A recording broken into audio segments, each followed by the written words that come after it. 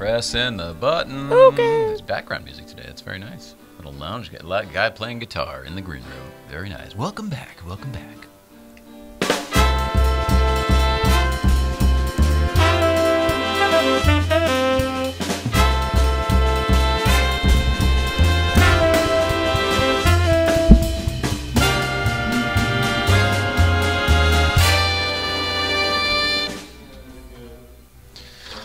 Hello, Mrs. Ryan. Hello. Welcome back. Welcome back. We've got some music going in the other room. I hear. We've begun the recording. Hello there. I don't know if you can hear us or not, but welcome back, Mrs. Ryan. We'll just shout a few minutes, and welcome back. Welcome back. Hi. Good to have you. Hello, everybody. It is Wednesday, April 3rd, 2019. My name is Jay Ryan. This is Nicole Ryan. We are the Ryans, and this is It's Tonight's Show.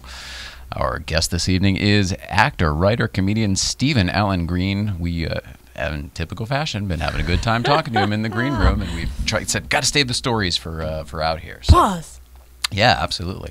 Boy, I love that, Mrs. Ryan. Every time we come back from hiatus, all the pencils are sharpened. Totally. All the little things. How you doing first today, day of Mrs. school. Ryan? That's what it feels like. Second day, I guess, but I'm still feeling it out. It still feels good. Yeah. How you doing? Fine. Yeah? You look great. You look fantastic the last Thanks. couple of days. Like your posture's been really, I don't know. You look like you're carrying yourself more comfortably, even though I know you've been having issues. I'm in so much pain, but there's been so much growth through that whole thing. Really easy. It's like cooking. You know when you clarify butter or like cream I've heard of it, yeah. rises, when you separate milk and stuff Sure. and cream. Our bodies are kind of like that, and mine just doesn't do that on its own. So when temperatures change, my body's like, oh, cream separates.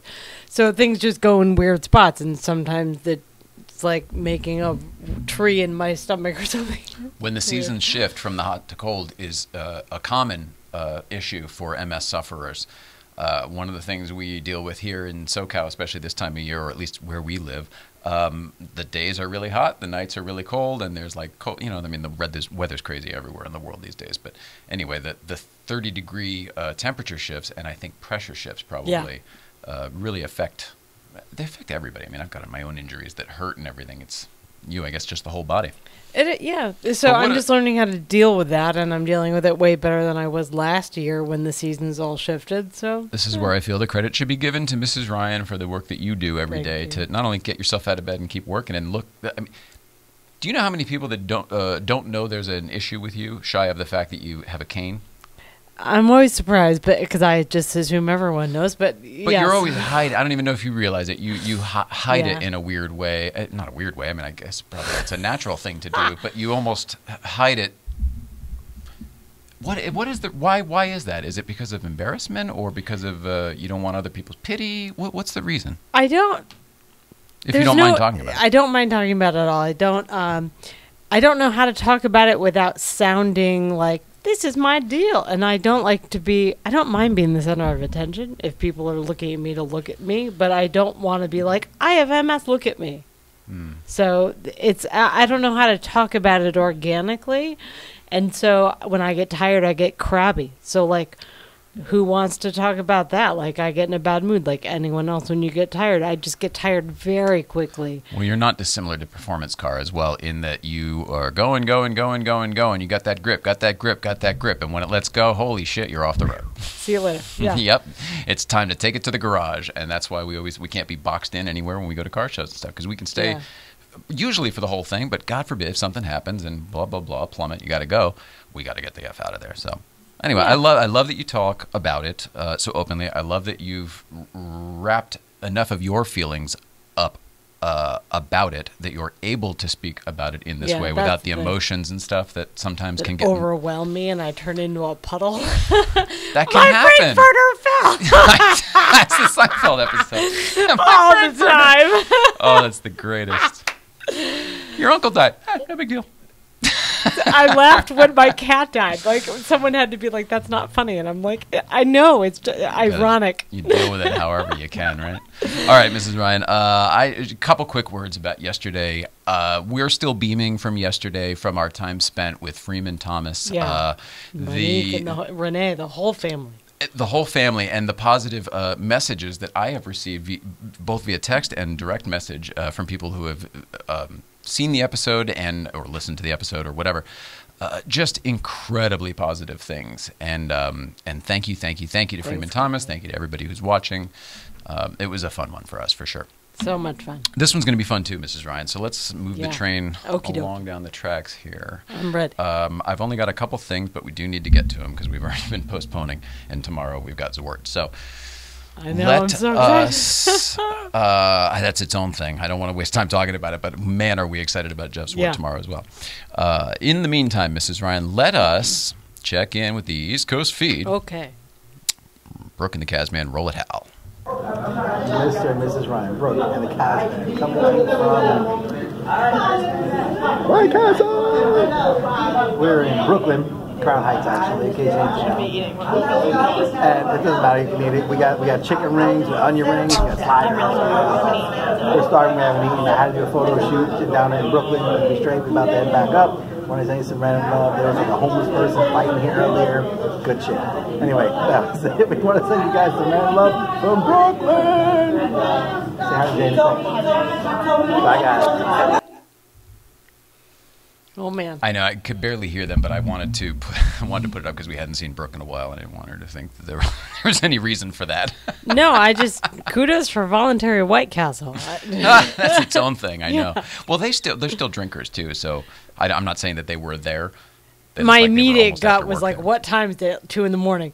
But I didn't want to be. Because it's the only time it's ever been a good idea for us. Yeah, totally. But glad you're enjoying it. Onion rings sound great. All right, Mrs. Ryan, let us now come back over here to the West Coast to go down south behind the orange curtain. Check in with Paul Kennel from Auto Kramers. Roll it out. Good afternoon, Mr. and Mrs. Ryan. This is Paul Kennel. Normally from behind the orange curtain, but today I'm actually in your neck of the woods. I'm up in Santa Clarita. I took a train ride this morning. Oh, B-roll. Bravo. Look at him. Production value's climbing. And I picked up my Citroen SM, which I'm driving. It's about, based on Citroen time, 11:30 in the morning. I have my Citroen SM watch. Matches the car. It's kind of a tchotchke from the early 70s you buy at the dealer. So happy to have my car back. I brought it up to the maestro, Jerry Hathaway. He's the one who takes care of Jay Leno's Citroen SM. And he's actually serviced this car since it was brand new. He worked at the Citroen dealer in Beverly Hills when it was sold new. And it had basically one owner until 1977.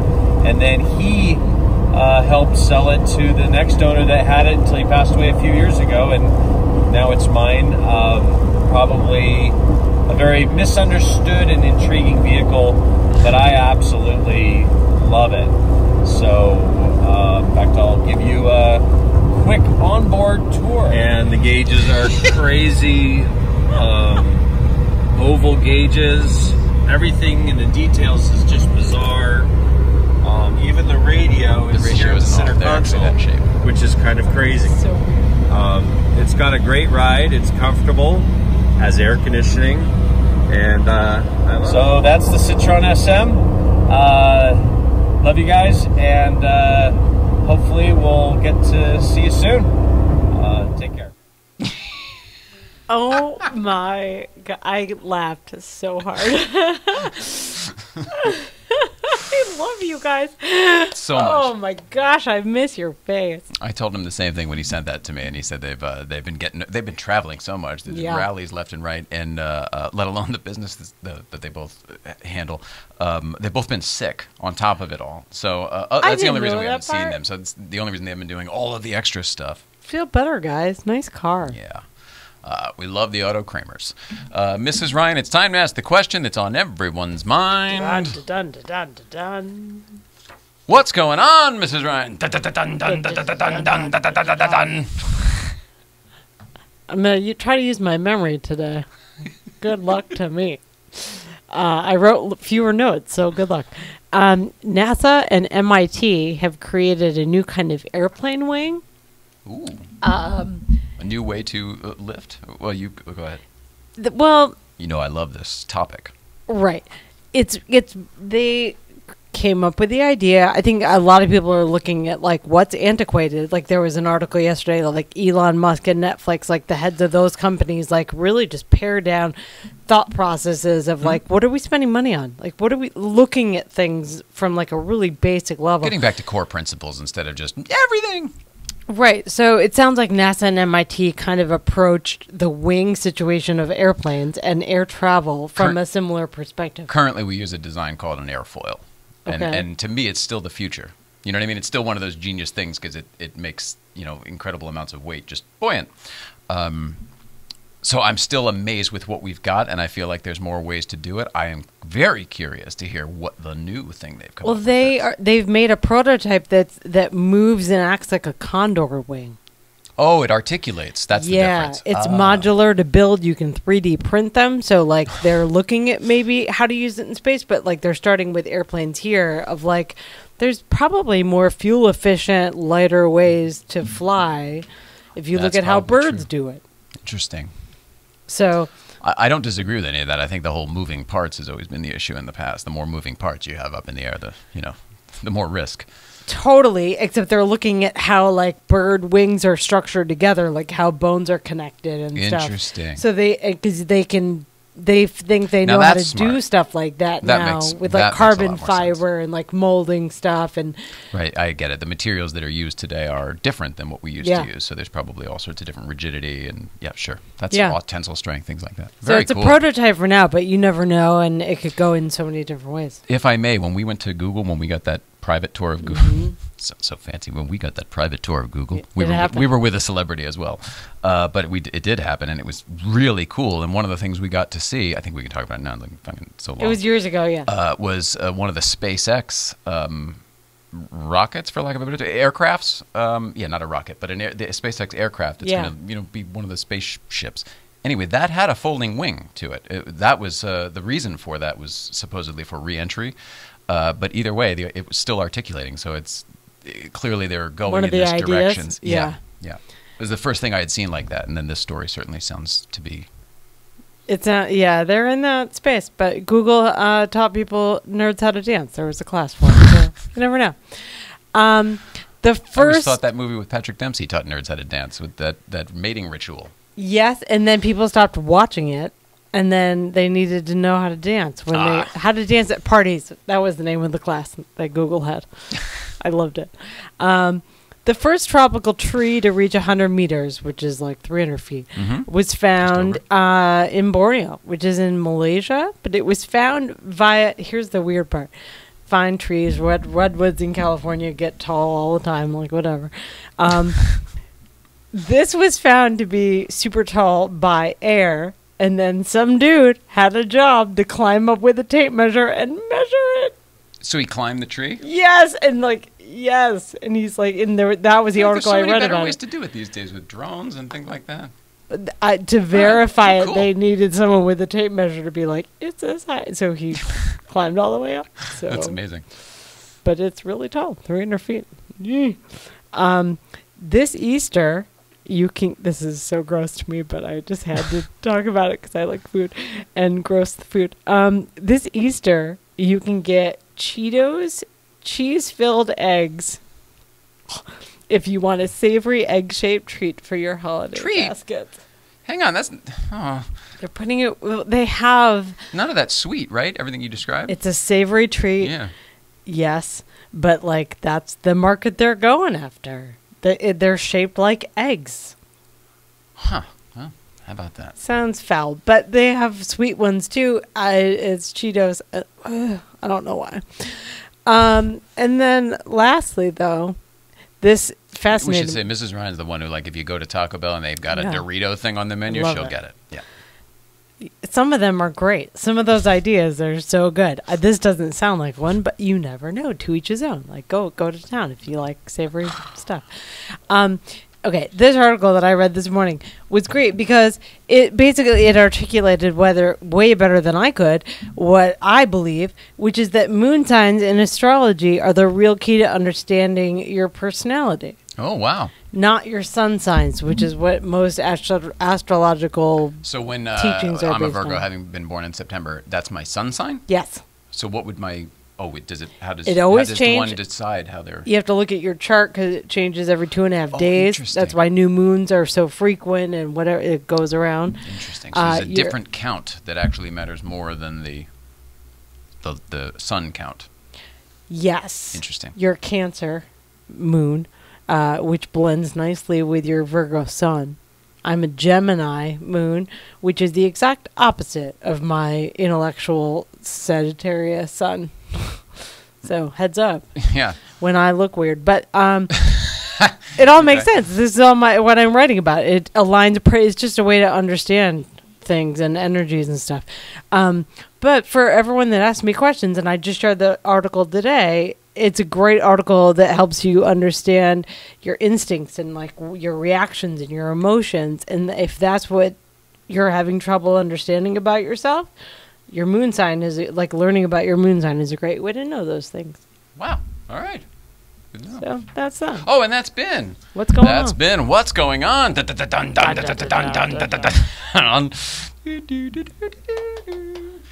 Oh, Mrs. Ryan, that was a delight.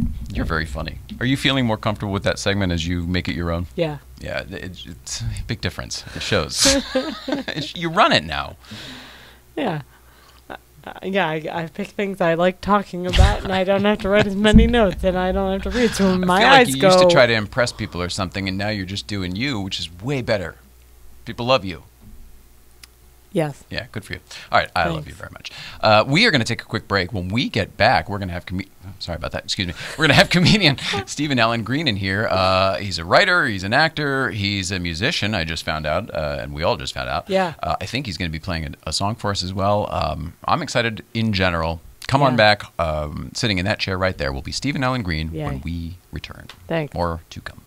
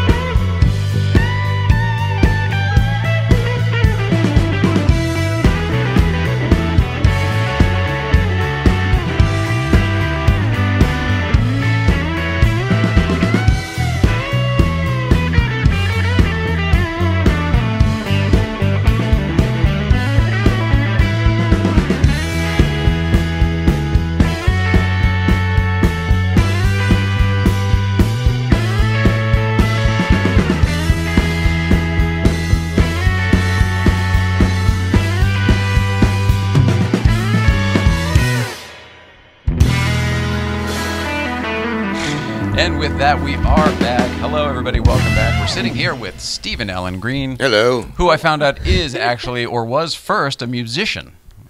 Actually, an actor first at age 5 on television, and then a musician. Holy smokes. But you're right. Well, your build on, like, say, IMDb says actor, writer, comedian. Yeah. Do you care what order things are listed when it comes to that stuff? Some people care a great deal. That's why I'm asking. Only for brevity. I mean, because I try everything, and then within everything, I try everything, every format that I can. Because my goal is to do everything once before I die. Which leaves me with a bit of a dilemma, because then how I die I can only do once, so that becomes an issue. That becomes a bit of an issue. Yeah. So, but I'm just always fascinated with. I just believe in transferable talent. So I wrote and directed a film in England, a short film, a psychological zombie comedy about OCD. Okay. And I often went cross department to ask advice. So, like, the makeup girl, I kind of knew her working with her, and so I'd say, I'd ask her what she thought of the way the line was read, because I think you sounded insincere there. What do you think? So I think that if you have a certain set of skills, basic skills, you can do anything except dance. But you can. I'll agree with you. but you might be able to dance. I won a dancing contest once, but I couldn't now. But my theory is that years of improv helped me as a writer. That kind of thing. What? No, I'm laughing at the whole thing, and then my mind went to, well, was it for quality or was it for longevity? What was the contest? I'll tell you what the contest was. It Best was tap. No, I'll tell you what it was. It was so it was at Century City, which is only there because of Cleopatra. I'll tell you that in a minute. But Century City, Bonnie and Clyde, is 1967. Robert Benton directed. Oh, the movie Cleopatra. The movie Bonnie and Clyde. Now I understand. And the movie, yeah. So the movie, and they were promoting it, and they were playing this. They had a record, the soundtrack. Gene Hackman was there. And it was basically Century City? Yeah. Okay. So I won that contest, dance contest. But it was like the Charleston or something. How old was I? 11 or something. That's amazing. Yes. But Cleopatra, the reason Century City is Cleopatra. That's because they built the Fox lot there at that time, or what? It was all backlot of Fox, and then in '61, the head of the studio put together the most expensive movie ever done. It was like $60 million at that time, starring. That's crazy. That's charismatic. Oh, it was epic, biblical. It was Elizabeth Taylor, Richard Burton, Elizabeth Taylor, tanked. So they had to sell off the back lot, and they sold it to Alcoa Aluminum, who built an aluminum city. Wow. I mean, it's not all aluminum, but I mean, that was the main. Is that true? That's amazing. Is that true? Yeah, I thought you just. I can see how this is going over the next hour. Well, it's almost unbelievable. The aluminum city part is a little bit. Well, weird. I mean, yeah, it was Alcoa Aluminum, but they were the main, I guess, investors. But and bought the land, and then they bought, then they went to, the people that make steel and glass, and, they put together a city. So the whole Century City, what's weird is that you have a lot of these production and network offices and agencies there. I think of ABC back in the old days. ABC was there, that's correct, with Schubert Theater, but now it's CAA. Right, the big glass That's building. in the same place? In the same place. That's the one thing I know. That thing you do is the best place. You get to watch them walk through the old broadcast center right there by the Twin Towers and everything. Yeah. Oh. I didn't Sorry. know that was No, there. it's all right. You know me. I love going down the old roads of yesteryear. I'm Mr. Nostalgia. I'm all about that. History. No. I'm all about that. I love that stuff because, the past is the only thing that's guaranteed to us. That's weird. All right. Well, I want to talk about music and stuff since there's a guitar sitting right next to you. I had no idea that we were even going to have that to talk about today. Yet there's a beautiful old guitar sitting there that has probably some stories to it, and you came prepared to play. I did. You were playing when we were warming up. Thank you. Well, this is a 1910 Gibson L1. Like, if you ever see that famous picture of Robert Johnson with the hat and the guitar, famous blues player. Okay. It's on postcards. And this is the guitar that I had on stage with me at the London Palladium. Wow. And I got it because I had two larger guitars, normal size, and they couldn't fit them in the overhead. But it's just... I don't know what's material and what's true story. I know, but I like it all. So yeah, the first showbiz thing I did was I was enrolled in acting school at age 3 or 4, and then I grew up in Beverly Hills in the 60s. Wow. Yeah. That's worth mentioning. That's why you've got your Century City fucking history down. I didn't like Century City. This was honestly, I didn't like living there. But yeah. But growing up there is why you probably have a better knowledge of it than most. I do. I suppose. I mean, it was a village of 1940s and 50s and 60s movie stars and television stars walking around shopping. You'd see Groucho, you'd see Lucille Ball, you'd go to your friend's house to play, and his mother would bring in a shaky, it was Katharine Hepburn, you know. Oh, my God. That kind of world. Or a CIA-looking guy would come into the class and point to a kid, come with me, and he had to be on the set. See, for me, it was already established. You know, I love it from, like, it was Judgment City and Defending Your Life. You know what I mean? Like, I love it from its, well, Die Hard, obviously, too, I guess, probably is a big one. Oh, you talking about Century City or Beverly Hills? Century City at this point. Yeah. I know Beverly Hills because I went to the Cheesecake Factory there, and I know and Century City because of the mall. I think the whole thing's unraveling. I want to hear more about the guitar, and I want to hear how. Just tell me what kind of kid you were and how you were so creative that you ended up doing this for a living. Oh, doing what for a living? All of these things. All of these things. Well, you're an actor. You're a writer. Yeah, performer. Both my parents wanted to be in showbiz. My mother was actually at age 16 or 17 from Brooklyn. She had a great voice, and she was offered a movie contract from a scout from Hollywood. Her mother, my grandmother, turned it down. So my mother became a showbiz mom. That's part of it. My dad wrote comedy and grew up with Mel Brooks when he was Mel Kaminsky. And he had a cellar club, my father, and he sold it to Alan King, who I later got to interview for a book. Holy shit. So, you're talking about royalty. We're talking about absolute royalty, yeah. And my father also grew up with a very interesting guy named, I guess his real Jewish name was Nussi Cohen, but he changed it to Lee Salters and became the most powerful, famous publicist in Hollywood ever. And I knew him. And he represented Michael Jackson. He represented Frank Sinatra, Barbra Streisand. Oh. I mean, personally. Only the best, yeah. Yeah. And what? He was a big deal. He was I knew about him. You knew about him, yeah. Oh, you do, because you were in the publicity, because you were. Yeah. Yeah. Lee Salters. So I hired him once, but I knew him a lot, and he once gave me a bit of advice through a question. He said, so if you had to have an ad in the newspaper for an event, and you only were allowed 2 words, and the event could be anything. I'm sort of skewing this question in the incorrect way, but what would it be? What would be the ad that would sell out a show with the fewest words? It's a great exercise. Right. I mean, there's a specific example.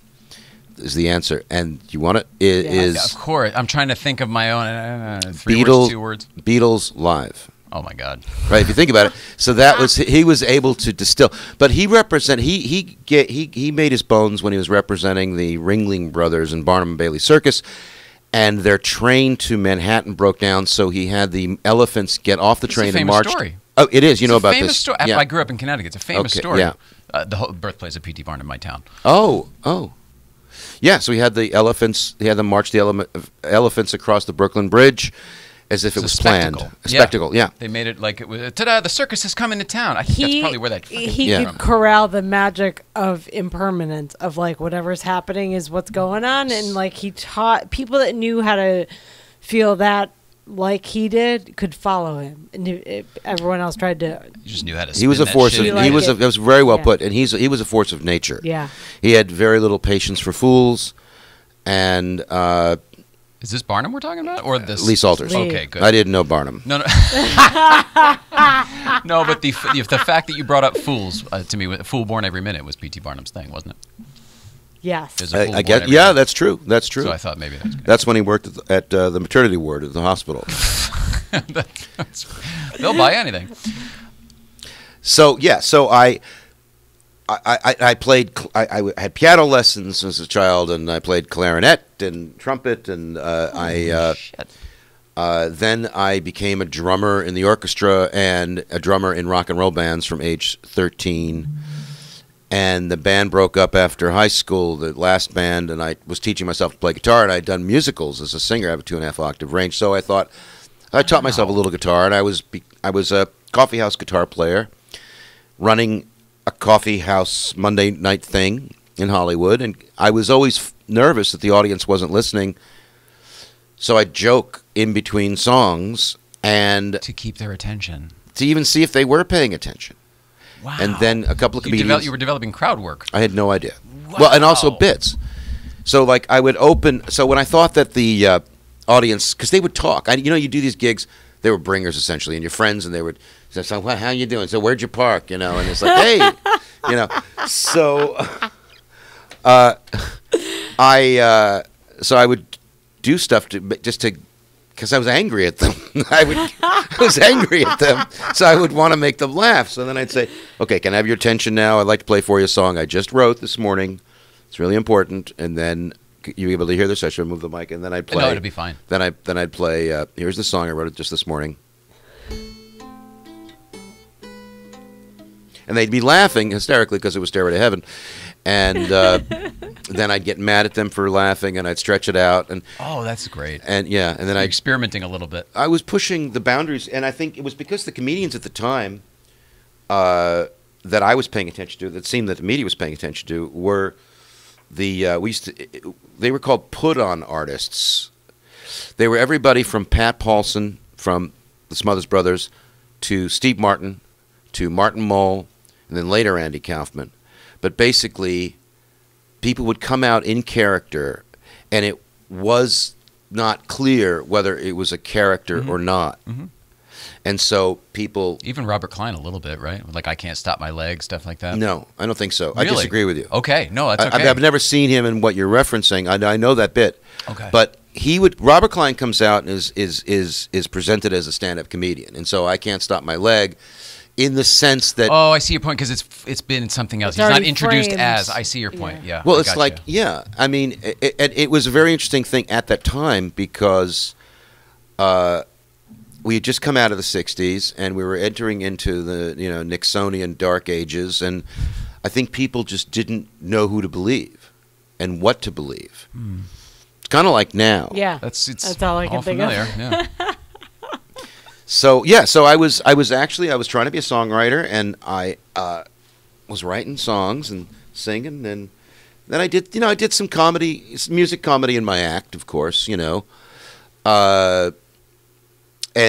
wrote some funny songs that were purpose of being funny, but I basically was a romantic. And I had this one song. Now, this is a recent song. This isn't from back then, but this is... well, actually, let me play the first song I wrote. Cool. If I can remember it. It goes like this. I'll play parts of it, okay? We won't sit through the whole thing.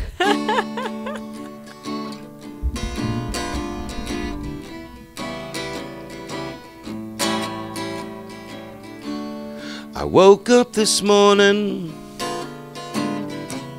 with something on my mind. I wanted to call you. Well, see, I can't get there. And tell you about my find. Now I see you're a free bird, but let me tell you what I've heard. The bluebird is blue 'cause he knows I love you. So that was my first song. Isn't that cool? It's beautiful. Thank you. I wrote it. My voice Wish we was... had an audience. Yeah, me too. I thought I was your audience. So that's my voice was a lot lower back then. Higher. Yeah, ironically. I can hit lower. Never mind. Anyway, so I was doing all these gigs, and they were basically like, music gigs where you'd audition with in the afternoon for the guy cleaning up, and would say, okay, you got Saturday 2 weeks from now, bring 40 people. It was bringers. Right. And what kind of clubs are you... There were places like... There was a place... My favorite, what doesn't exist anymore, it's where Ricky Lee Jones and Al Jarreau started on Ventura Boulevard, called the Blah Blah Cafe. It was called the Blah Blah Cafe. Kidding. Yep. Right on Can't believe Ventura, you I think, remember. near Laurel Canyon, yeah. It's just right around the corner. Right around the corner. And I also did the Troubadour once, opening for a band. That was a disaster because they were 2 hours late. The audience was throwing beer cans. Oh, God, you're opening and the band is late. Yeah. And they had seen me at this other thing and said, you'd be great. So they threw me to the lines. Were you out there the whole time? No, I Just you have to go out multiple times? What did happen? That sounds like a disaster. no, they were already 2 hours late. Oh, I see. Okay. Yeah, no, yeah. So you just had to go perform to a shitty crowd. It tried upset to, crowd, tried to, and they just didn't give me the time of day. But I get it. We're not here for you. Not here for you. But really, what got me into comedy was this very weird thing. So there was an organization in Hollywood called the SRS, the Songwriters Resource Services. Okay. And you would go to them, you'd write a song, and you record it on a cassette tape, and you'd give it to them, and then they notary public it, and they seal it so that you have sort of a When was this? poor man's copyright in 76. Oh, interesting. Holy so it's cow. published technically. Is that why Yeah, they I put it think to recording? So it's Yeah, so if someone writes a similar song, you know, you bring this sealed envelope, and that's your evidence. Oh, like a WGA backup. Yeah. Right. Yeah, sure. Right. Registering But your someone song. does it for you. You go somewhere and you're like, here's That's my wild. stuff. And they're like, okie doke. Oh, yeah, now it's a whole business thing, yeah. Yeah. Cool. So there was a songwriters, singers 3-day workshop at Beverly Hills High, and I went to it. And there was, you know, all about the business and how to be a musician and all You were that. already interested enough that you went to this course. So you knew that you had an interest here from Well, that's just, the point. Just from the, Jay, that's the point. I knew exactly. I was a drummer in a band. I didn't like the way the band treated me. I liked the way they treated me, but I didn't like the fact that when they all went to different colleges and then they went to their own music styles, and the band broke up. I thought I was like Ringo. I wasn't into their progressive weird music, and I wasn't that good to play it either. Yeah. Ultimately, Good but honesty. well, I was I know really exactly what you good mean. with the beat, but yeah, you know what I mean. I was a drummer and piano player. Were you? You know what I mean? And throughout the same ages as you, having very similar experiences to the point where I was after high school, I was doing sessions in New York City because I could do it. They were all dicking around with college and whatever the fuck else. Right. Dicking around with college. We'll be right back. Dicking around with college. Forgive me, I didn't go to college. Maybe that's clear. I will never forgive you for not going to college. Meanwhile. So just to finish this, button this up, Please, this I'm story fascinated. No, is it's fantastic. So I go to this one workshop, which was in an auditorium about performance technique, and I volunteered, and I was called, and I went up on stage, and so the teacher said, "Okay, stand like this, and you know, don't drink milk because it creates mucus," and you know, and I was just sitting there going, "Well, I drink mucus because it creates milk," and getting laughs, and everything was laugh. And for the next few days, people would say, "Man, you were so funny. You should be a comedian." So then I took my bits to the Comedy Store, and I got hired. And the Nice. next thing I knew, What year was that? March of '81. And next thing I knew, Pretty rad. it was very. And I was on shows with Jerry Seinfeld and Bill Maher. Can you tell us what that was like? You had auditioned for Mitzi, I'm assuming? Yeah. What was that experience? I mean, everybody says it's a nightmare, and you're like, boop, right in. Well, my whole thing was that I didn't want. It wasn't my intention to be a comedian. I was a singer-songwriter. So I opened with that bit where I showed you earlier, with you know, and then did some other bits. I didn't care. It's not like I was. Well, that's why you got it. Yeah. I Makes think so much that's sense, the well, confidence, absolutely yeah. right. And jump cut to 5 years later, October of '86, when I was fed up and because when I went in, I had a business of my own during the day and a BMW, trips to Hawaii, responsibility. The comedy thing God, was is that just familiar. right. You You literally are- I line mean, listed you're- our you're- You should just be What are the interviewing things yourself. on the list. I mean, this This is I see why spooky, isn't Chasla it? put this together. Holy smokes! Wait till you get to the point where I reveal I'm a homosexual. I used homosexual to point out it was a joke. Nice mechanism. Word So mouth. I quit. I went up on stage after I've had enough of this shit and seeing how. Was it easy for you? Was it easy what? when To you quit? went up? No. When you went up on stage and you did this time because you didn't care. Okay, great. You got on. Now you're going up at the Comedy Store. Was that easy for you? Did you have any fear issues? Because you're already a performer, so that's probably. It was very exciting. It was, to me, it was like waiting for the MC, waiting for the comic right before you to finish, and then the MC coming up, and then you're judging whether or not the MC is going to do any material and bring you up, or just bring you up right away. My stomach is getting it right now just hearing you talk about it. I felt every molecule, every bit of me come together. Do you feel my palm? You're so clammy. Are you clammy? I'm feeling that so right now. Weird. It was scary. And I only had really my audition material, 5 minutes of material, to fill a 15-minute spot. And I was given, I wasn't ready. Because every comic that came there, like Roseanne and whatever, they developed elsewhere with a full act. I didn't have an act. Mitzi made a mistake by hiring me then. But where I found my feet was emceeing, because I was always able to, still am, be very witty on stage at the moment, I have to say.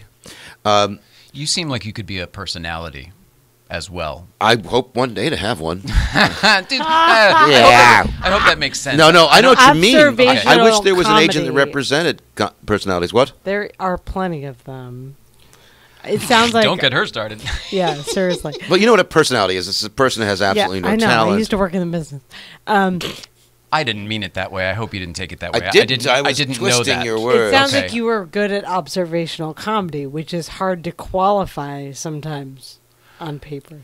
Well, yes and no. I mean, I wrote jokes for Leno and Arsenio that got on their TV shows. And Joan Rivers, I want to talk about I that. wrote a joke for a comedian who was on Joan Rivers. Oh, I see. should have said that. No, I was looking at the IMDb. Oh, that's all wrong. A lot of that's wrong. Oh, really? Yeah, because a producer I know, a friend of mine, he goes, "Don't worry about it." And they go, "Well, I hear ya. I didn't do that part." He goes, "Yeah, but there's another actor with your name we never credited, so we'll just use it." I go, Yeah, "What?" But I did. But 90% of it's true. That's so funny. Well, but now you're in my wheelhouse, though, writing for Leno and Arsenio, two guys who used to Just do this writing job. for Stringer. Send them in jokes on a fax machine. Oh, fax Hopefully team. they'll buy Sure. one. But they did. Yeah. Get yourself your little Tonight Show pencils and all that stuff in the middle. No, I never felt like I was part of the team at all. Really? Oh yeah, it was pretty horrible. So would they? How did that process work? Would they just you send them in? Obviously, I understand that. And you don't fax really- them in, and then the head writer reads them and decides what he can steal. That's what I'm getting at. But how do you find out about it that night? Because you don't get a $25 check or whatever for a couple weeks. That's a good check. A good question. And I can't see these guys who I've worked in those shows, and I can't see these guys calling people like, "Yep, we're using yours for number 2 tonight." Like, I just don't see that. I guess I would have to watch the I don't show know. every night. Yeah. I would watch the show and see if they did my jokes. That was because I was so much on the outside. Leno only bought 1 or 2. Arsenio bought 1 that he opened his second season with. Oh, no kidding. Yeah, it was a big deal when he got renewed. And Yeah. remember, it was a huge deal. Are we talking about the first time or the First recent time. Yes, it was a huge deal. It was a huge Because deal. somebody finally took on Carson and stayed. And an African American doing it, and young someone who guy. deserved it. It Yep. was great. Yep. You know, the first show on Fox was Joan Rivers. I do know. Remember? Yes, I know all about it. I remember it like it was yesterday. And I wrote jokes The for Late Show with Joan The Late Rivers. Show with Joan Rivers. Yeah. Live from CBS, live on tape from CBS Hollywood. I remember all of that. CBS, Or wherever even though it was. Maybe it was Fox. I think Fox. Fox. It was Hollywood, Fox, and it that's might right. have been taped at CBS. I think you're right. I think it was from Century City in right. That's crazy. Right. But yeah, I remember the whole thing. Yeah. So, I remember Arsenio taking it over from her as well, and then getting his own show from it. yes, that's right. That's I right. mean, there was a million people who took that seat, and then Arsenio was the person who kept it, and then they decided to give him a show. Syndication. Did you ever hear of Jonathan Ross? Yeah. No. Yeah. Yeah. Okay. The British Yeah. talk show? Sure. I Yeah. love Jonathan Ross. and Absolutely. so I got that story. I'll tell you sometime. But the Jonathan Ross Russell Brand story. But Do you want to tell it here? Because she used to work I was with probably both of those there. guys. So tell me the story. okay. So, all right. So there's 3 parts to the story. Okay. First part is there's a very funny comedian in England, a mate of mine named Dave Thompson, who's very funny, and he also writes for Ben Elton, who's a comedy legend over there. Dave, his claim to fame was that he was one of the original Teletubbies. Tall. Assuming his shape has something to do with this. Yeah. He was, tall, lanky. He had the triangle on his head, so he was... TV built right here. Yeah. Yes.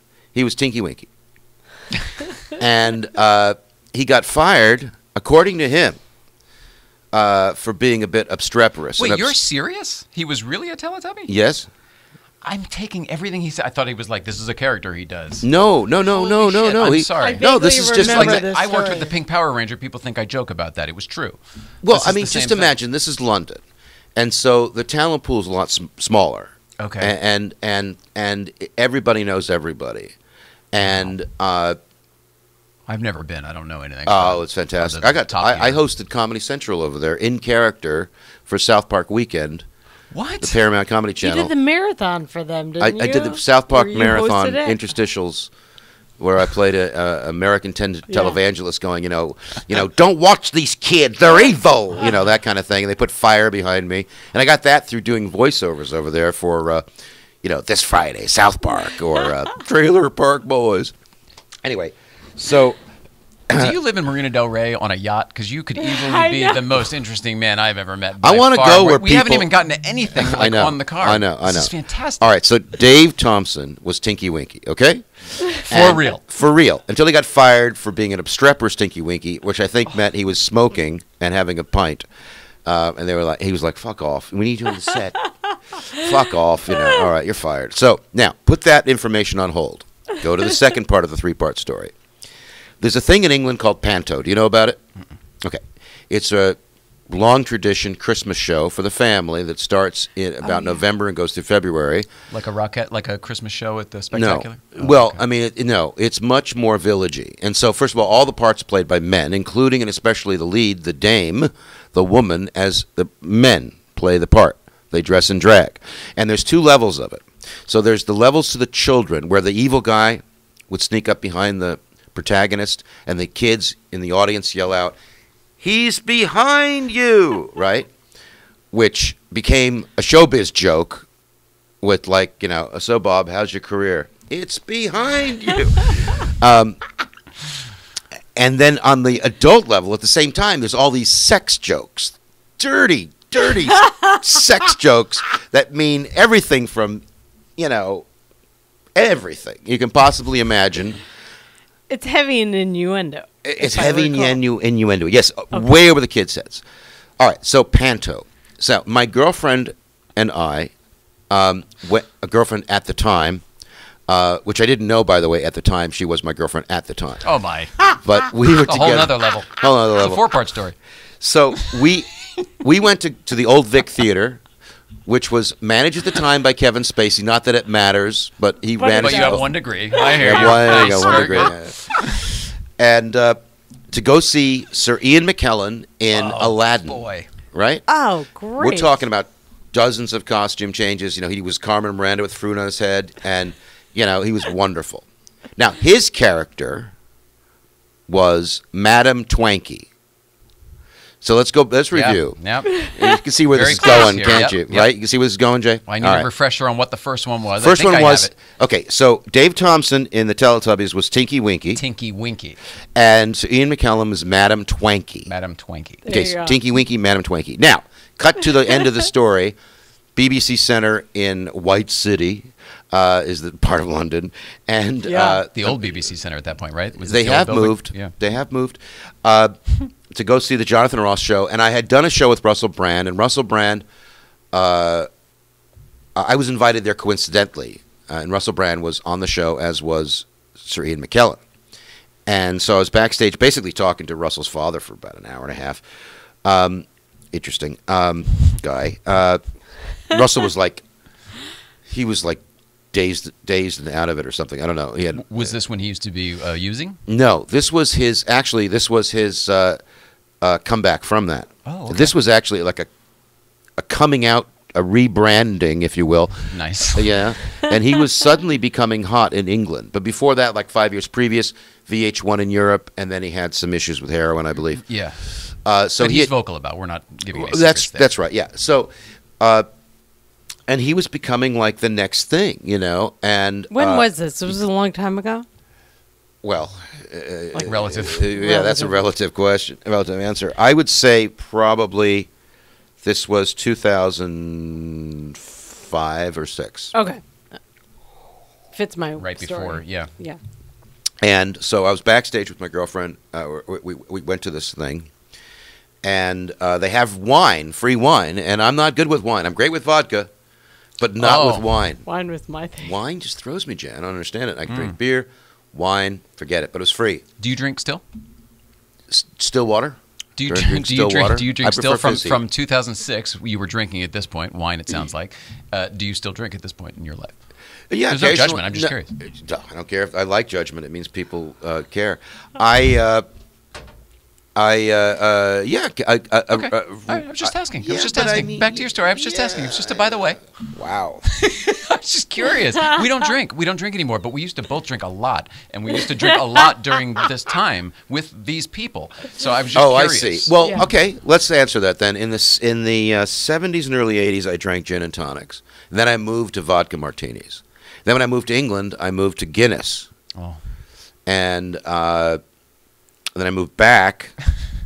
I changed to vodka martinis. All right. But I mean, it's like these days. Sorry, I'm sorry. No, I want to get it's- to the third yeah. part of the All three-part right, story. so But I was just curious. Let us review. We have Tinky Winky From the Teletubbies. and Madam Twanky. Right, absolutely. I don't know if Madam Twanky dranky, or I don't know. So, all right. So we're backstage, and Sir Ian McKellen is on the show, and he's wearing a powder blue suit and wooden clogs. Would it be fair to call this like the Tonight Show for Well, everyone else who might not know who Jonathan Ross is? It's a good point. Or We the should- Letterman, I guess, probably. For it was my a money, huge deal Yeah. to get an opportunity as an American talent to go over there.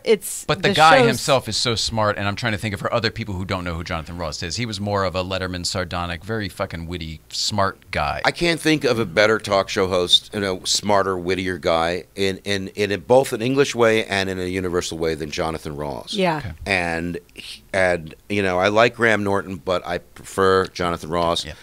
And it was once a week on a Friday, so it was more special than every night. It's more intimate too. A little more bit smaller. intimate. I think of Tom Snyder when I think of a parallel there. Well, almost. there was an audience, unlike Tom Snyder, and I was, Some Tom Snyder's had an audience. I don't want to get Did into he? it with you. Yes, they tried all sorts of things to keep that man on the air. I shouldn't compete with you on Right the knowledge before the of talk morning show shows. that also was done at 6A. Well, I was on Conan 5 years ago and didn't know it. You didn't know you were on Conan 5 No. years ago? No. Who told you? Everyone on Facebook, I woke up, they said, "Oh, you were great on Conan." I go, "What are you talking What about?" the hell are you talking about? Because 30 years previous, he and I acted as unknown actors in an industrial for the music industry. You and Conan? Yeah, and so I was the It was my first job in the business, of course. What? Working at Conan O'Brien at 30 Rock.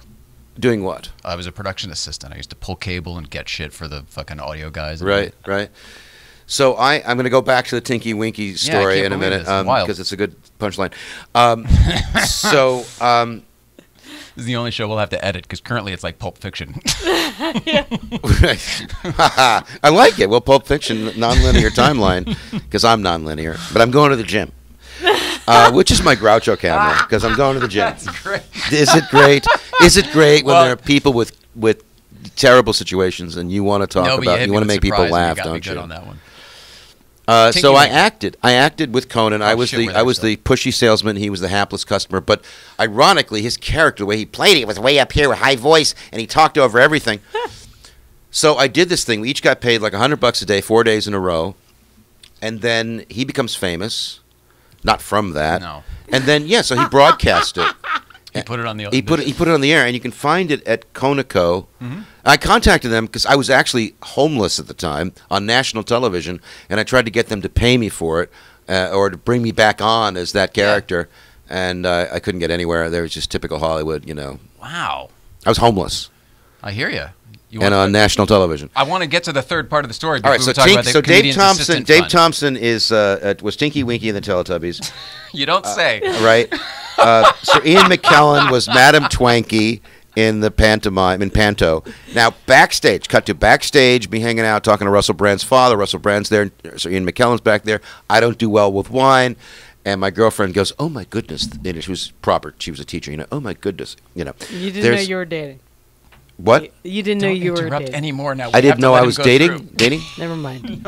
Move on. No, we were dating. We were solid. Oh, okay. We were solid. But You I didn't mean, know she was your girlfriend. no, we were solid. She was a teacher. Okay.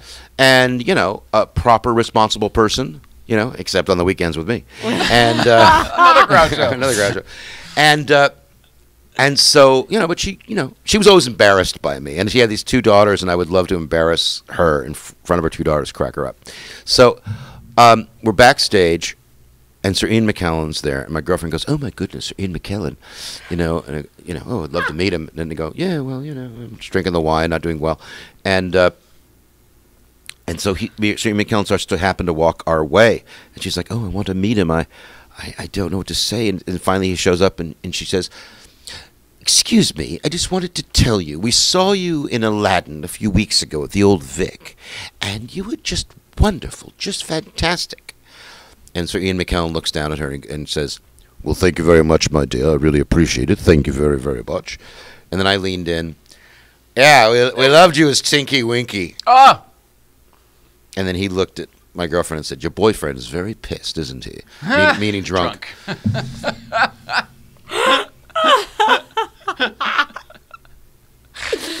When I met Bernie Mac for the first time, I shook his hand and I said, denim like a jean, because that's what he said when he shook someone's hand in the Ocean's 11. Movie. Very good, very good. Well, very he good. got it, but nobody else around us did, and he thought it was funny, and he enjoyed it. I was enough goofing that with. I had the I love think doing the that. balls to do it. I didn't have the balls to do it. I'm love half doing that. autistic, so it just fucking came out. I love doing that.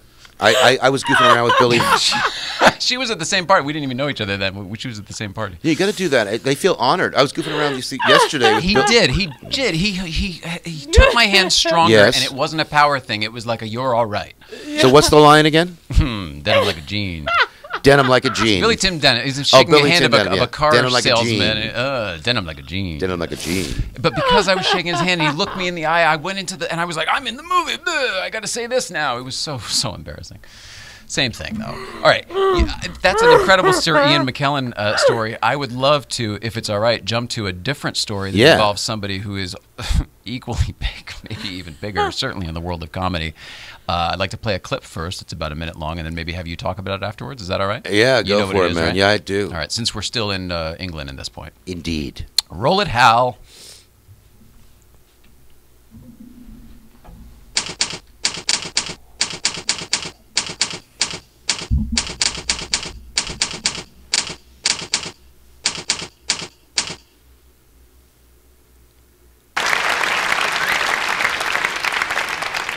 Ladies and gentlemen, I have a serious announcement to make. About 10 minutes ago, Jerry was taken seriously ill and was taken to hospital. I'm terribly sorry, but I'm more concerned about Jerry's health, and it's a very ironic way to end this night. So I thank you all for coming.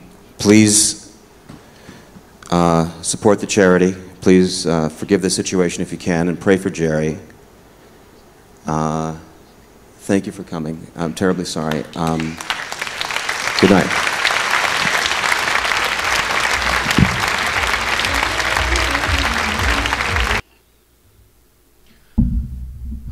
So, what was that like? That sucks the energy out of a room. Well, What yeah. was that event? Because that's perhaps what people need, maybe, to really understand the gravity of what happened there. So it goes back to when I went up at the Comedy Store in '86 and announced that I was leaving show business. I was fed up with it. I was telling the audience this. And so I was doing my last show. And I did my last show, and it was so great because I was free of obligation that I came back and did another. It said to the audience at the end of the night, I'm going to do another show because this is the last show, another farewell performance, and that became my act. Right. Everything must go. Closing sale. Closing sale, but it was more about being addicted to the laughter, and I was very serious about it, and I'd bookend the show with serious points, but it was very funny. It was going away party. I did 5,000 of these farewell performances approximately every show my last. And so when I was in England, in Edinburgh, my wife was my wife then, She my knew then she was wife. your wife? Did you know Yes, she was she your wife? knew at the time. So everybody knew that I she had was to your break wife. it to her Okay. about halfway through the relationship. She was, I think, trying to get me publicity for my one-man show, Viagra Falls. But anyway, that was a good name. She's from Rochester, so that's even I see. funnier. Oh, yeah? I mean, so Yeah. close to Niagara Falls. Oh, right. I thought you meant your father was a black actor in the Jack Benny Show. Maybe. Right. Boy, that's a. Am I the only one who's going to get that? I love that. Once you said that, yeah. Rochester.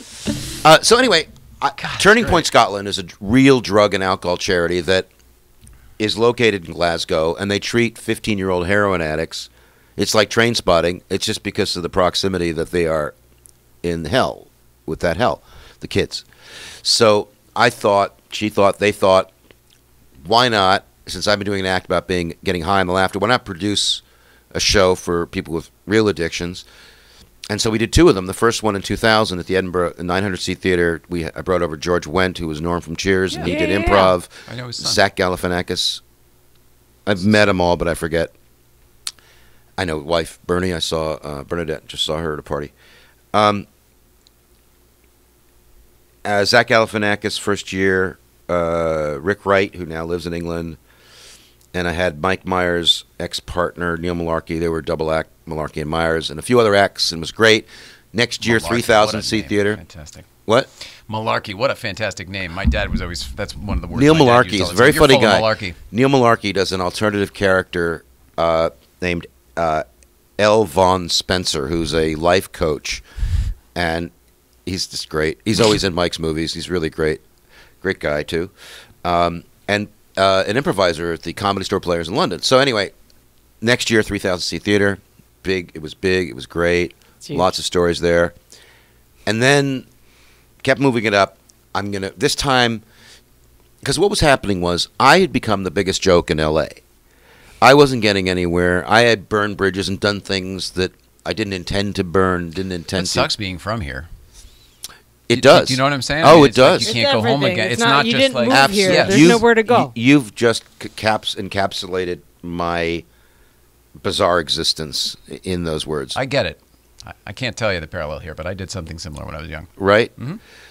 Sent me off my course. Well, yeah, your course. I know. Like the Almanac and Back to the Future. You know what I mean? The alternate Oh, tangent. yeah. And absolutely. This is why I went crazy in 2010, part of it. Oh, wow. Oh, yeah. Can't wait to get to that. But Oh, right yeah. now I want to Oh, talk yeah. about Jerry Lewis. Well, all right. So it's part of the same thing. So, Okay. all right. So I created High on Laughter. And that was the show. That's this pin, which is the last artifact do I have have. the, is that the... No. No, that's the different. upcoming show. Okay. And yeah, it's all right. You could make a mistake. It's your show. Anyway. No. So the third one, London Palladium, September 8, 2002. I brought in cameras, like a real crew to film the whole thing. And we had a truck in the back, and we had 4 cameras and one on a jib. And I needed a star. Now, the thing about the star, especially at that time before the internet, nobody in England really, when I say nobody, not the average person, had even heard of Jay Leno. Correct. Right? You know what I mean? It was such a weird black hole for American talent. You know exactly. Because, Yeah. why would they know? Well, they're world famous. No. They're America famous. They're famous here. Famous here. That's it. So, I had been talking briefly to Mike Myers, Roseanne a little bit, who I'd written a political speech for, and I know. All and the lily pads are Spinal there, Tap. aren't they? What? All the lily pads are there. All the little jumping points. Yeah, exactly. And then, so there was a comedian who's dead. Are we not saying his name? Yeah, Max Alexander. Okay. Now, Max was a talented guy. He was an actor, comedian, very well liked. But his desperation and his selfishness and his manipulation cost me everything, including my business and including my home and including nearly my sanity. But we'll get to that later. Wow. So Max, Maybe not today. Yeah, maybe not today. Max wanted to get on the show, and I knew he wasn't of value in England. He would have been good on the show, but as a producer, I had to put names on a poster, and Max had no weight. Okay. Ironically, and so he would corner me every time I came back to America, to L.A. He would say, "What about that show?" And I'd say, "Max, you got your tape in England. It's all being booked over there." So one day he corners me outside the Improv on Melrose, all sweaty and like in a. Did I ever tell you that I'm friends with Jerry Lewis? Would you like Jerry Lewis on your show? Wow. And I said, Max, did I ever tell you how funny I think you are? As in bullshit, calling bullshit. No, as in no. Oh, you're you're all of a sudden this is all you're of my a best sudden friend. He's my best friend. Exactly. So the next thing I know, Max has helped me craft an invite letter to Jerry, which includes offering him an award. I never gave an award to anybody. And the next thing I know, that's how you get him there, right? That's how you get him there. Next thing I know, I'm invited. Jerry calls me up. I drive down to San Diego. He says, I'm preparing a big lunch, big brunch. Don't eat a thing. I had coffee and a muffin, 2-hour drive, no food, just popsicles. But there he was on his yacht. He was very overweight from the prednisone, which is not a hormone, steroid. Steroid. Yep. That he was taking for his pulmonary condition. Mm-hmm. And the first thing he starts to tell me is the story about when E.T. had its premiere in Cannes, and Spielberg came on stage after because he got a standing O. And during this very long standing O, Spielberg sees Jerry in the royal box and directs the audience to applaud for Jerry. Jerry stands up, and this is the first thing Jerry Lewis told me. Why, I don't know. And then he's writing his book, Dean and Me, and literally handing me typed pages and to read. What do you think? Telling me stories about him and JFK and Marilyn Monroe and a bathtub and Peter Lawford and not in a bathtub, but all these incredible stories. I mean, this stuff has been in the ethos forever, but you're getting them from the man. From the guy. Yeah. And I was trying to think just business. Look, this is business. There was a comic who shall remain nameless here that I had booked on the previous show. And I had put it wasn't just the amount of money that I put in. It was the fact that it was in the guide, Fringe Guide, the Edinburgh Fringe Guide, and couldn't take his name out. I had on the show, all right, I'll tell you who it is because it makes it work. He's going to hate me, but I don't care. I had Charles Fleischer, the voice of Robert. I used right? to know Charlie. Yeah. Right? The voice of Roger Rabbit. Hey, how you doing? Yeah. Charles Fleischer, the voice of Roger Rabbit. This is how I build it. This is the year previous. He's been in every movie ever, too. He's actually in the Back to the Future movies, as a matter of fact. He is. Speaking of, he is. Yeah. Zodiac. Love He's Charlie. in Zodiac. Yeah, he's a working guy. I like him, but this is what happens. So Charles Fleischer, the voice of Roger Rabbit. Mark Thomas, who's a very smart, active political comedian, kind of somewhere between Roger Moore, he does actual trespassing, and Bill Maher, and he's just really great. Mark Thomas, he was the voice of the people. And then Emo Phillips, the voice in his head. That's how it was billed. That's funny. And Fleischer pulled out at the last minute, even though I had his name in the ads, and it was a stupid reason why he pulled out. So for whatever reason, for that whatever caused a reason, kerfuffle. right? Jerry Lewis somehow. I know that this gets to him. Well, so what I'm saying is, by the time I got dealt with Jerry Lewis, I'd been turning into this producer. So I had been an annoying little asshole comic at age 24. And I have OCD, and I was an office salesman on the phone, so I believed in keep calling people back. And I became a bit of a pain in the ass to people because I believed in myself. And if someone says, I like your talent, I'm going to call them up every week until they get something for me or tell me to go away. Right. And due diligence was not your shortcoming. No, it wasn't. And I was actually good at it. And I was successful at it, but I also pissed some people off. Sure. And it just happened. And break some eggs. It happens. Bingo. So when I didn't need that going in and becoming a producer, I was becoming the person that I used to annoy. Mm-hmm. And now I'm responsible for an international TV show that I'm trying to get Comedy Central on the phone. I'm trying to get the BBC on the phone. I eventually sold some of it to Bob Geldof's company, Sir Bob Geldof's company. It got broadcast on Bravo UK. I think 4 people saw it. But so anyway, Jerry suddenly switches from becoming my friend with no food, telling me stories, to kind of okay, this is what we're gonna do. Jerry's got an agenda. He's got an agenda. He totally, his body changed, his demeanor, the person became the guy in charge. Did this change to a business conversation, or was it a lack of confidence in you, where he felt the need to puff up? Like, why did that happen? Was this his plan all along? Yeah. Okay. According to people who've dealt with him and written about him and knew him, it's total modus operandi. Okay.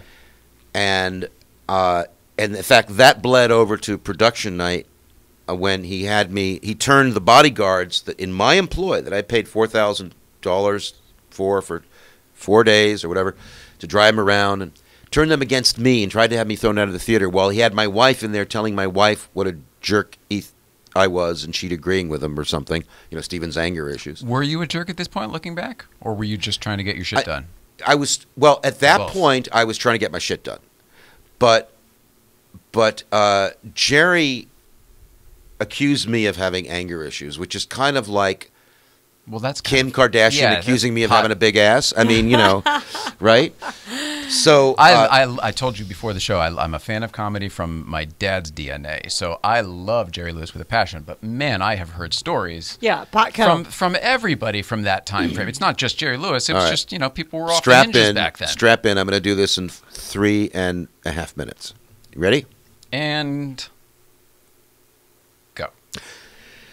So he had demands, requests, a 36-piece orchestra, 7 people traveling with him, all going first class, staying at the 5-star Dorchester Hotel, 24-hour limo and security, and a video screen and projector at the London Palladium, where I had been doing performing to do the show anyway, and he and Dean Martin had played 50 years previous. I got back home. I left. I left his place because there was no food. After 3 hours, drove home, crunched the numbers, called England, too expensive, and I called him back, faxed him back, and I said, look, I can do an 18-piece orchestra, okay? I'm not going to bring your musical director because each person cost me $17,000. I found Gareth Valentine, who conducted him in Damn Yankees in London, for £1,000, 1/10 the price. Win. I said, I'll bring 4 people. Dorchester Hotel's fine. You know, everything else was fine. It was the orchestra and the amount of people. We want to make you happy, Jerry, but it's a matter of, like, we got to make it work. Right. And this was a charity show. Okay. And these were his quote-unquote expenses, which, by the way, was a Frank Sinatra trick. You know, it was, hey, I'll do your... whenever I do Sinatra, I'm always doing Rodney. Yeah, hey, I'm Frank Sinatra, you know? I'll do your show for free, but I have a few expenses. I get all the respect. Yeah. So I faxed him. I said, look, this is the compromise I can do. He calls me up and he goes, Stephen Allen Green? I go, yes. He goes, this is Jerry Lewis. I'm not doing your show. And I said, good. Who the hell needs you? And he laughed. And then we bonded at that moment. And every day for a whole summer, it was phone calls which were either, you know, him calling me up, like collaborating. Okay, this is what we're going to do. Or crying. I'm fat, I'm old, no one's going to like me. I'm crying because I had to leave the person listening in on the phone calls crying. Or shouting at me. And the basic examples of... You're beginning a relationship is what you're doing, it sounds like. It was you know what I mean? This is not just it's very insightful. Passing in the night. No, this is very insightful. This is very insightful. And a lot of people, this has the crux of the argument is that I believe still to this day that there was something very unique between me and Jerry, even though he's done this same shit to other people, but there was something aside from that. And I do know that he respected me because I stood up to him. Because I went to his yacht. I saw the sycophantic behavior of people putting up with his bullshit. Right. And I was like, no, different. Jerry, that's not the case. Yeah, you got the comedy gig. It's the comedy store gig. It's the same thing. You went in knowing you're not going to play that game. It's just, I don't know how to. I don't want to. Right. My whole life's always been about, you know, cleaning up. It's working from fresh. I don't want... So, anyway... Meanwhile, I get a publicist in England who is a complete idiot. Yeah. No, I don't. I mean, when I say this, I mean a publicist who is who just had an attitude. I'm not fighting him. She had an attitude. She was in the music business, didn't know any comedians, and everybody. So when I said Jerry, exactly, but she also did some dumb things. I don't want to talk about the publicist. We're running out of time. Let's get to Jerry. All right. So Jerry, right? So she never heard of Jerry Lewis. A lot of people never heard of Jerry Lewis. She thought I was bringing over Jerry Lee Lewis. I'm not kidding. A lot of people thought Jerry Lee Lewis. And so Jerry really had to do these. So what he said was this. He said, give me till after the telethon, and I'll guarantee you 2 weeks of my time. Meanwhile, my publicist comes back and says, oh, I found out a lot of people do know Jerry Lewis, and we can get him on this talk show and this talk show and this talk show. We would have had a sold-out show. But Jerry, I called up Jerry, and I go, so Jerry, listen, yeah, we don't need 2 weeks of your time. We just need an hour and a half, all to be done, and then some of these appearances when you get to England. And he goes, I'm not doing a show. I've already put the ad in. He's going, I'm going, and he goes, no, first he says, I'm not doing any publicity. This is history repeating itself, by the way, because I'm going to Charles Fleischer all of a sudden. Oh, right? So we're back to that same kind of thing. Yeah, but yeah. Well, yes, exactly. The name's on the sign. The name's on the it's thing. already exactly the same thing. But the first thing he said, I made a mistake. First thing he says, I'm not doing any PR. I'm not doing any press. And very angrily. After he said to me, Stephen, you and I stand on the same side of this part of the stage. Nobody knows what it's like to put a show like this together like I do. I'm going to be there 100% of the way. Cut to, I'm not doing any press. And I'm going, but, and I'm not doing a show.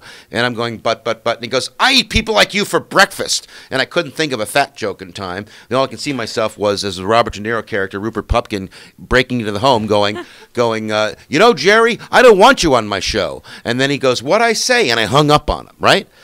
Which he then held against me for a month and a half till we got to London. When he arrives 2 hours late, the orchestra's with their thumbs up their butts because he didn't bring the music. And I'm saying to my showrunner, Peter, well, can't they just play something? He goes, Stephen, they're an orchestra. They can't jam. They need music. And Jerry and I had talked about this over and over again. He didn't bring the music. It was Sunday night. I couldn't get Vegas on the phone to get the music. And so I go up to him as he's coming late to dress, and I'm like, what are you yelling? I'm like, Jerry, I don't mean to, but the music and the and he goes, I've been in showbiz 50 years. I'll give you a show and you'll like it. Whole crew putting up cameras, and everybody just looked around, and then I started to walk away, and he goes, don't walk away from me now. You hung up on me once. Wow. So then he goes in the dressing room, locks my wife in there with him, who was co-producing the show with me, commandeered the bodyguards by bribing them, who wouldn't let me go in. Now, here's the best part of the story, I think, is that because he refused, backed off the publicity, and people thought I was bringing over Jerry Lee Lewis, which wasn't the case, the publicist says, well, why don't you have Daniel Kitson? And I go, well, who's Daniel Kitson? Young comedian who had just won the prestigious Perrier Award in the Edinburgh Festival just a month or two previous. I like to vet all my comics to get a flavor of what I'm cooking, but okay. Daniel Kitson's opening line, while Jerry Lewis is locked in the dressing room, it's always been a dream of mine to play a third full Palladium to people who are here to see a dying man. I'm sensing some sarcasm from Jerry Lewis on that one. This was from Daniel Kitson, right? I mean, from Daniel. Sorry. Yeah. No, he was sincere, and half the audience groaned and half applauded. And this is Daniel's genius, as he says what shouldn't be said, and I respect him for that as an artist. But boy, was I pissed off at him at the time. Wow. And I'm uncomfortable now. Yeah, exactly. Oh, so knocking on the door, Jerry, I need to, sir, I work for Mr. Lewis now. Oh boy. And before Jerry comes out to accept the award, and I'd flown over from Paris, Pierre Atax, who is the keeper of the Jerry Lewis legend, I had this award. Oh, by the way, the award was originally going to be called the High on Laughter Award. Jerry says to me early on, months previous, let's call it the Charlie Chaplin Award. I go, why, Jerry? He goes, well, because I knew Chaplin was always compared to him, and I was friends with him. And I go, okay, will do, Jerry. Hung up. I called Aurelia Thurion. I always get her name wrong. But I knew her. She's the granddaughter of Chaplin. I can't and follow all this. Holy shit. I think I checked out for a second. So she said, yeah, she's in the Invisible Circus. So she said, call the Chaplin estate in Paris. I called them up, explained. They go, no. So I called back Jerry, and I said, Jerry, I want to do the Chaplin award, but I called the Chaplin estate in Paris, and I can hear him on the other end of the line going, shit, why did he do that? Right, and don't ask permission. Don't ask permission. Right. And so he said, that's okay. We'll call it the Jerry Lewis Award. So I was giving Jerry Lewis the first ever Jerry Lewis Award. Right. And the nominees That's what are... I always understood, and that's Yeah. why I said the Titanic. That's why the whole thing of it, you know? Yeah, It is no. unsinkable. Right. So, and before he comes out to accept the award, I had brought Bobcat Goldthwait, who wanted to do the show to give the, you know, Jerry Lewis was such an inspiration to me, he would say. And then we'd show about 8 or 9 minutes of clips of Jerry's career that Jerry brought up on this giant screen. And the Palladium stage is so wide. Okay. That's why he wanted the big screen to play this clip. No, maybe. Okay. But I needed a screen that fit. But I'm just saying to set up the next moment. So I see. while these clips are playing of Jerry Lewis, including 50 years ago when he was thin and young, 26, famous, and jumping around. Now he's 76, overweight, can hardly breathe, looking at himself. I hid in the wings. He tried to have me thrown out of the theater. You meant, yeah. Wow. Right? I hid in the wings. I said, screw this. I'm going to stay here. And so from the opposite side of the stage, I saw him look up at himself and then look out at the audience, which was more than half full, Daniel Kitson. And then Jerry collapsed and just fell. And I thought, my God, I just killed Jerry Lewis. And and while the most surreal thing was, he's laying there. His friends brought an oxygen tank. Now, Jerry asked me to get an oxygen tank. I didn't know why, but now I knew. So Max and the other people, very well choreographed. And Jerry Lewis still playing up on the thing. And the screen comes up, and then I have to go out and announce we had a technical problem. I bring out Bobcat's friend, Tony V., does some time. Then I come back out after that. The ambulance is called, and I come out after that, and I'm, pray for Jerry, which is the clip you saw. We saw, yeah. Yeah. And then he flew back to America the next day. So this is, I remember, I don't know if you believe this or not. I remember seeing that. I was working on the TV show The Practice at the time, but being a fan of comedy, blah, blah, blah, whatever. I remember that. I thought it was real in that, oh my gosh, that's why the whole Titanic element of what I always thought it was. Are you telling me it was Jerry who didn't want to do the show, had a whole big put on the whole time? This was all, that's why he needed the oxygen tank, this is all staged, blah, blah, blah, no anticipation of ever doing the show? According to... And I believe that, I just didn't realize it. According to advisors, Paul Provenza, I believe, I know he did, because he came to the house after and told me about this book by Sean Levy, and I became friends with Sean, not the director, the writer, who's got a new book out about the Chateau Marmont. Who wrote Rat Pack Confidential, wrote a book about Jerry. Jerry screwed him over as well. This was all planned. What about your relationship with Jerry Lewis after that? He didn't talk to me again? only years later. So he leaves the theater that night, doesn't go to the hospital. No, the ambulance comes. You've done your thing on stage. The audience goes home. Yeah. And then, I'm left. And you don't get a phone call ever from... We sent him the award via mail. Cost me $900. Yeah, no, I get it. The award thing is really And who else are you going to give it to? The Jerry Lewis Award. I tell you, exactly. First Jerry Lewis Award. And the award thing is interesting because you can just go and buy an award and get it printed up any way you want it. This is That's all plexiglass. any of them are. I know. That's what we have to remember. It's all made up. So, and never heard from him. And then two things started to happen, which led to a disaster. One is that everybody in London, New York, and L.A., where I was frequenting and lived at the same times, were asking me, did Jerry Lewis really collapse? They wanted to know. And I couldn't answer, except, I could only speculate. Because he was the king of the pratfalls. That's what he did. But he did go down, right? Yeah. He did go down, even if only you Never saw went to it. the hospital. I called the London Ambulance Service. They said, well, we can't tell you by law who was in that ambulance, but I assure you Jerry Lewis didn't go to the hospital that night. Right. And he flew back the next day, and then... who knows what the deal was? Maybe he just wanted to go to town and you paid for it. You know what I mean? I think in our screenplay, meaning... I did a one-person show after the next year about growing up in Hollywood, becoming a comedian, going to London, and then Jerry Lewis, with a theme of anger issues and, feeling outside, very well reviewed show. Oscar-winning producer in Hollywood sees it. We get a screenplay going. There's a lot of interest in it. A lot of interest in this. This is definitely going to happen, which hasn't happened yet. And I'm not pushing it right now. But we made the screenplay so that Jerry Lewis actually says, that's why I purposely fell to give your show international publicity. And I like to think of it that way. And that's kind of where The show was bigger because you didn't end up having Jerry. Is that the idea? if He just accepted his that's reward, the it would have come concept. and gone. But the fact that it didn't, it's almost this happening. Yeah, I mean, I mean, I'm not trying to put words in your mouth. I'm asking, is that what you're saying? Is it say it that kind of again so I can hear it properly. I'm I sorry. forget it. It's a PR All right. stunt. We don't have but- much. I mean, we're so late already, and we haven't gotten to so much stuff here. Okay, But the things let's- we need yeah. to talk about Yes. because you're promoting them. Drive is your one-man show that's coming out soon, and also we want to talk briefly about the Comedian's Assistant Fund And Bangers and Laughs. and Bangers and Laughs. I don't even have that, but yes. Oh, that's right, that's yeah. the picture. Should I put that up? Yeah, first? show that now. Yeah, There we go. yeah. So, yeah. So we're doing this. Yeah. Yeah. That's what Yeah. it is. Yeah. Yeah.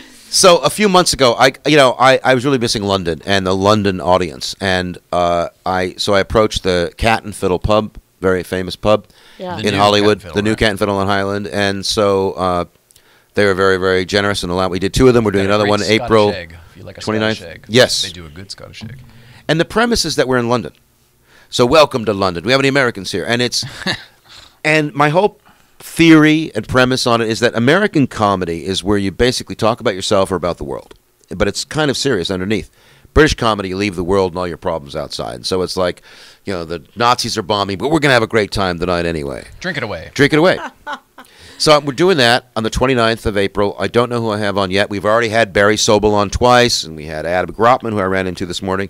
Sounds like a fun show. It's a Is it fun lot of show. fun? A lot of people like it, and it's really, I think, a great idea. It just keeps developing. I want to have a person play a drunken heckler that only heckles me, and I want to pretend we're in London. That's the whole point. I love doing it, and it's like Nigel Arison. So this is a character that I have that I do in real life.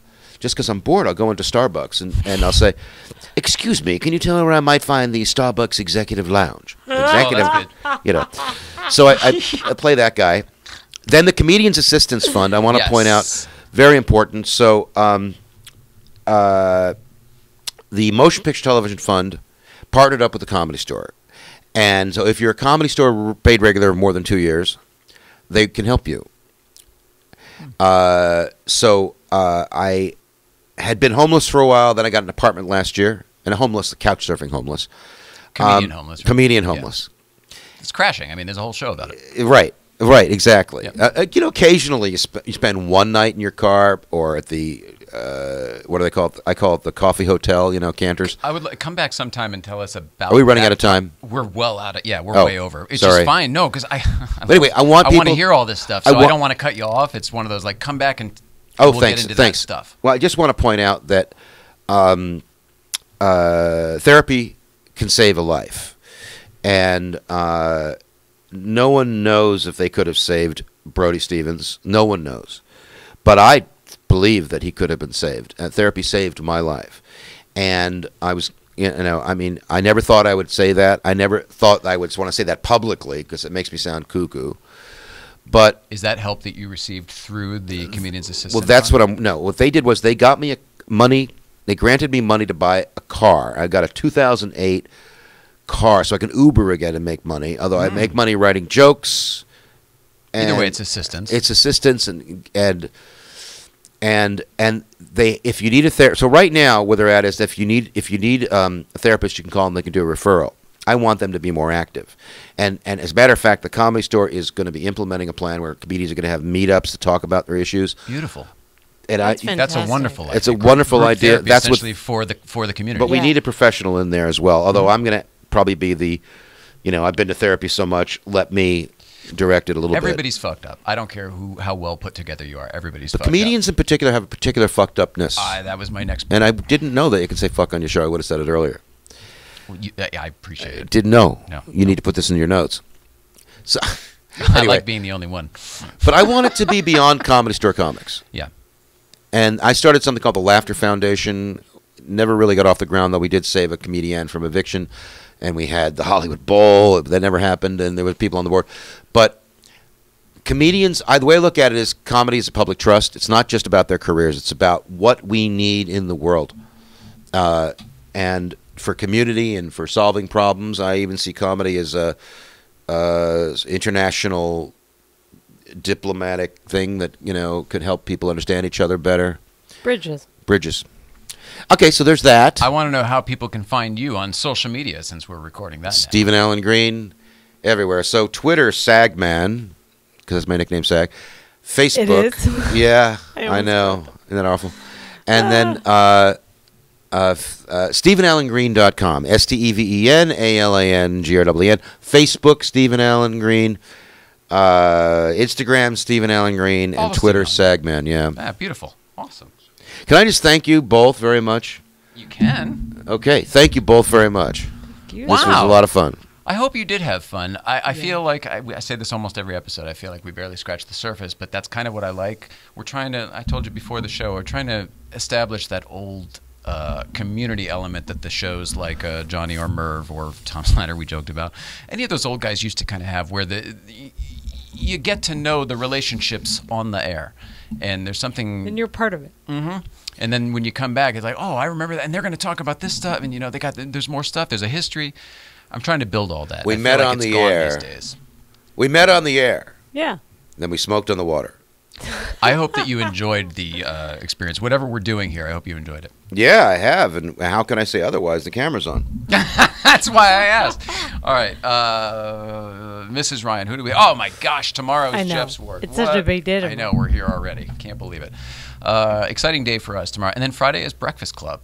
So that's about it. What's Breakfast Club? We go up to Newcomb's Ranch up on Friday mornings. This is one of the things we sort of came up with when we were going through the life reshuffle. Needed to get a little nature out in both of our lives, really, but mobility began to be an issue. So we take our little yellow car up into the mountains and get some nature and some fresh air and nice. Some community, hang out with some people up at our favorite breakfast place up there, Newcomb's Ranch.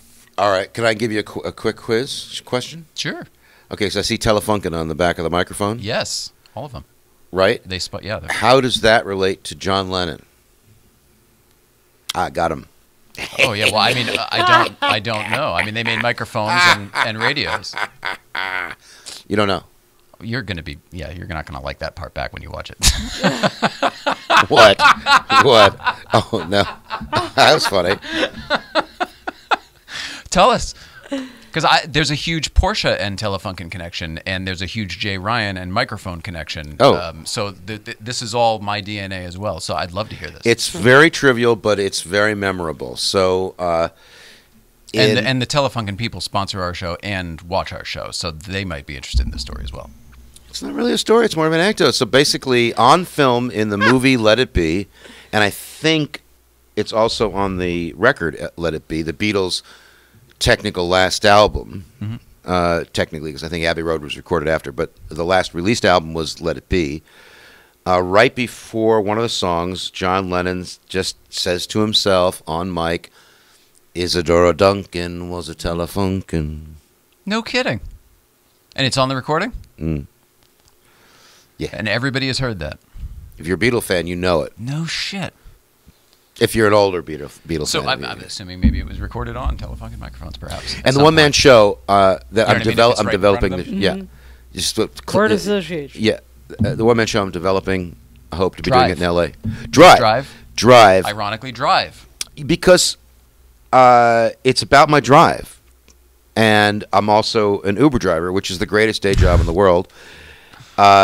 And I have great stories. I mean, I've had Ronan thingy in the car. We talked, but I've had all these weird stories. But it's about drive, and I think maybe when I have it more developed, I can come back and promote it. Fantastic, and then we'll talk about the other stuff because there's a lot of stuff on this car we didn't get to.